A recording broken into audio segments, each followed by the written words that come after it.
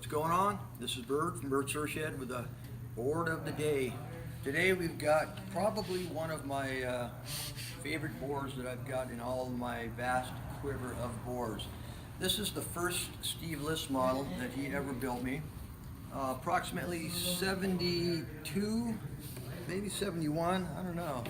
But it was a long time ago, all glass with isotonic resin. Back in the day, those boys that jumped over the fence at Kettenberg and stole the drum of resin, and they were selling it off. So I got a gallon of it and had it glassed up. Seabolt glassed it for me.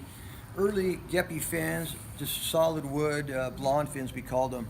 But they're pretty ugly, pretty straight up in terms of the template. They don't have a lot of leading edge to it, and really thick and fat on the foil. But again, this is pretty early when people were still mainly using glass fins.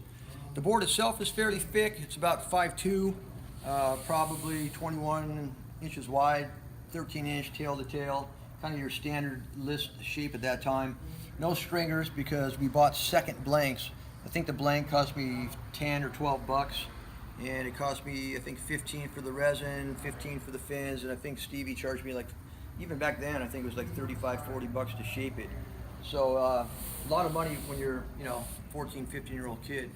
I've had this thing everywhere. I've ridden it at Pipeline, Big Rock, all over the place. You can see the knee wells on it. Again, it has more stories to tell than I can even imagine. It got sold from underneath me. I buckled it at the Big Rock, took it to the caster factory and had those guys fix it. And when they fixed it, I wanted them to do a little color to cover it up some. So they did. Came back down to Select Surf Shop with a $35 little tag on it.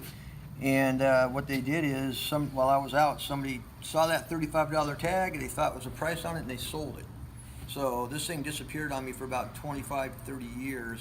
Finally tracked it down. Some Australian guy had it, and I go, oh man, I'll give you anything in my stash to get my board back. And the prick took a lightning bolt, or a Parrish, PT's pink Parrish. That was the only thing he would take, which is probably one of the most valuable boards I had in my stash. But he goes, do you want your board? That's what you got to give me for it. So I did, and kind of a cheesy thing for someone to do, in my opinion, but whatever. I got my board back, and I'm stoked. Still rides, but you can't ride it. See you later.